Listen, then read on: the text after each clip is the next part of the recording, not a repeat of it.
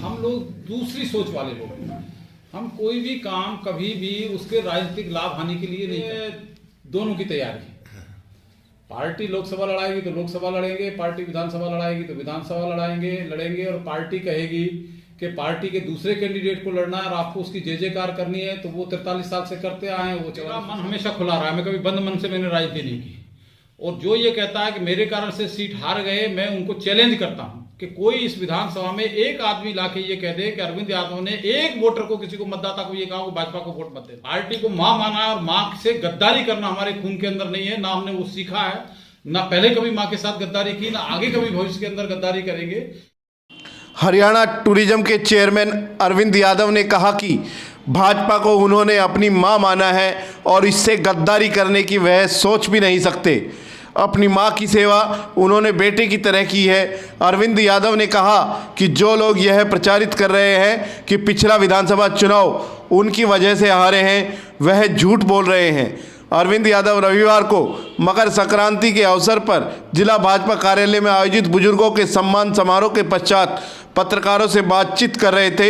सम्मान समारोह में सैकड़ों बुजुर्गों को सम्मानित किया गया। इस दौरान अरविंद ने कई मुद्दों पर मुखरता से बात की। उन्होंने कहा कि वह लोकसभा और रेवाड़ी विधानसभा दोनों की ही तैयारी कर रहे हैं। पार्टी जहां से भी चुनाव लड़ने के लिए कहेगी वहीं से चुनाव लड़ने के लिए तैयार हैं।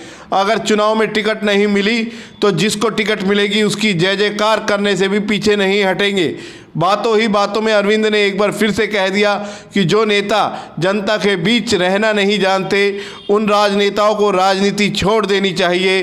अब इशारा किसकी ओर था यह तो अरविंद ही बता सकते हैं। और विशेष तौर पर हरियाणा की ये संस्कृति है कि हम मकर संक्रांति पर सदियों से चली आ रही है कि हम अपने बुजुर्गों का सम्मान करते हैं। जो हम अपनी दक्षिण हरियाणा की अहीरवाल की भाषा में कहते हैं कि बुजुर्गों को जगाना। तो आज उसी परंपरा का निर्वहन करते हुए हमारे साथियों के साथ एक योजना बनी कि इस बार मकर संक्रांति पर हम भी कुछ ऐसा करें कि अपने बुजुर्गों को, तो हमने हर गांव से, जो भी लगभग 80 के लगभग 84 गांव हैं हमारे इस विधानसभा में, तो दो लोग, एक महिला और एक पुरुष, जो 70 साल से ऊपर के थे और जो स्वस्थ हैं 70 साल से ऊपर होने के बावजूद। और इसी तरीके से शहर के वार्ड और धालगुड़ा के से हमने लोगों को बुलाया था। और अभी आप सब लोगों ने देखा कि सारे लोग जो है लगभग 250 के लगभग लोग आए और हमने उनका सम्मान किया। उनके भी चुन सकते थे रेवाड़ी विधानसभा ही। देखिए, हम लोग दूसरी सोच वाले लोग हैं। हम कोई भी काम कभी भी उसके राजनीतिक लाभ हानि के लिए नहीं करते। चूंकि राजनीतिक हैं इसलिए स्वाभाविक है कि उस तरीके के अर्थ भी लगेंगे, उसके मायने भी ढूंढे जाएंगे, लेकिन हम लोगों के मन में वो कभी भी भावना नहीं रहती। लेकिन चुनाव का समय भी आ रहा है, क्योंकि हम लोग तो करते रहते हैं ये कार्यक्रम। अब तीज महोत्सव का इतने साल से मना रहा था, इस बार पहली बार हरियाणा टूरिज्म की तरफ से मनाया। कोई पहली बार नहीं था, चुनाव नहीं होते तब हम नहीं करते, ऐसा नहीं है। तो हम लोग करते रहते हैं, ये सहज गति से चलने वाले हैं। इसको कोई राजनीतिक भाव से कि मैं कैंडिडेट हो जाऊंगा इसके करने से, ये नहीं करता तो मैं कैंडिडेट नहीं होता, ये कहीं तक ना हम लोगों की सोच है, ना हम लोगों की कोई कल्पना इस तरह की रहती है। रहेंगे या फिर तय समय पर ही होंगे? देखिए, ये निर्णय तो चुनाव आयोग का है, क्योंकि 6 महीने जब का गैप रह जाता है तो चुनाव आयोग की अपनी वो रहती है कि वो साथ कराए या अलग अलग कराए। तो उस विषय पर कोई बहुत ज़्यादा टिप्पणी करने का अधिकार भी नहीं है, मेरे अधिकार क्षेत्र की बात है। लेकिन यदि वैसे आप पूछेंगे तो आवश्यकता नहीं लगती कोई साथ हो चुनाव, क्योंकि 6 महीने तक हमारी सरकार चल रही है, बढ़िया सरकार चल रही है, तो क्यों साथ चुनाव होना चाहिए। लेकिन यदि चुनाव आयोग का फैसला होगा तो सबको मानना पड़ेगा। चर्चाएं तो पहले भी होती रही हैं, फिर कर लेते हैं, बार बार मन भी बदलते रहते हैं। लोकसभा की तैयारी कर रहे हैं या फिर विधानसभा रेवाड़ी की? देखिए, दोनों की तैयारी है। पार्टी लोकसभा लड़ाएगी तो लोकसभा लड़ेंगे, पार्टी विधानसभा लड़ाएगी तो विधानसभा लड़ेंगे और पार्टी कहेगी कि पार्टी के दूसरे कैंडिडेट को लड़ना है और आपको उसकी जय जयकार करनी है तो वो 43 साल से करते आए हैं, वो 44वें साल में भी करेंगे, उतने पीछे नहीं हटने वाले हैं। लेकिन राजनीतिक महत्वाकांक्षा निश्चित तौर पर रहती है और राजनीति के क्षेत्र में है तो ना रहने का कोई कारण नहीं है। लेकिन हमारा निर्णय हमारी पार्टी करती है और हम लोग तो पार्टी को, जब से पार्टी का गठन हुआ है तब से हम लोग राजनीति के अंदर हैं, कोई आज के राजनीति में नहीं है। भारतीय जनता पार्टी हरियाणा के अंदर आज जितनी भी खड़ी हुई है, आधी से ज्यादा पार्टी को खड़ी करने में हम लोगों ने अपना खून पसीना बहाया है।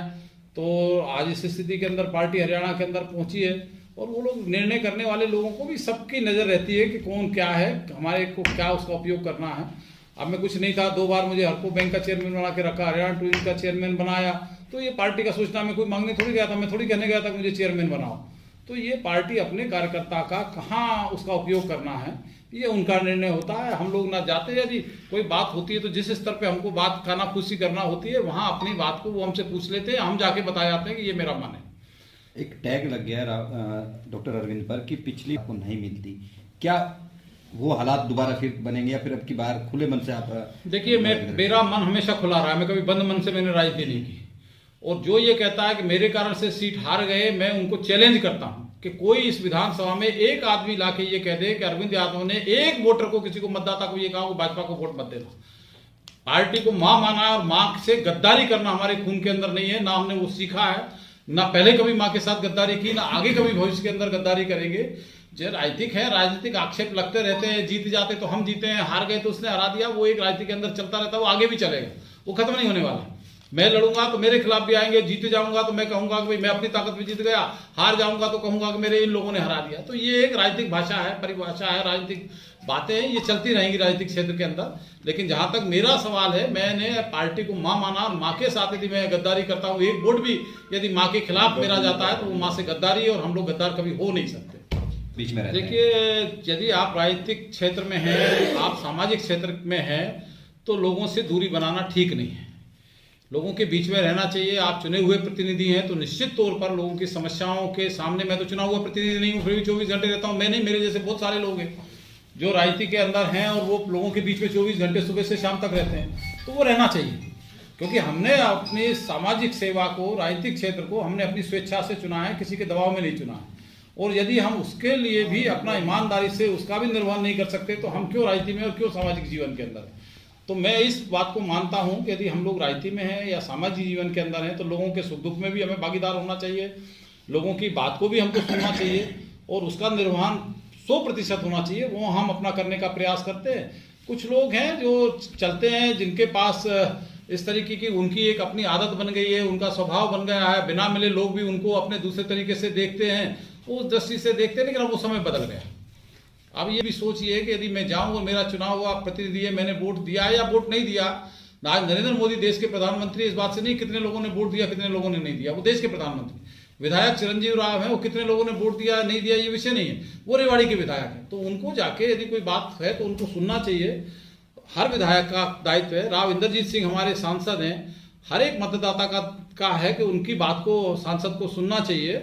और हमारा कोई जिला पार्षद है तो उसको सुनना चाहिए अपने वार्ड के लोगों की समस्याएं। तो ये एक स्वाभाविक है, इसमें कोई अतिशयोक्ति नहीं है कि वह जो नहीं सुनते हैं, नहीं करते हैं, नहीं मिलते हैं तो वो राजनीति में रहने लायक नहीं है। उनको अपने या तो स्वभाव को बदलना चाहिए या राजनीति को छोड़ देना चाहिए।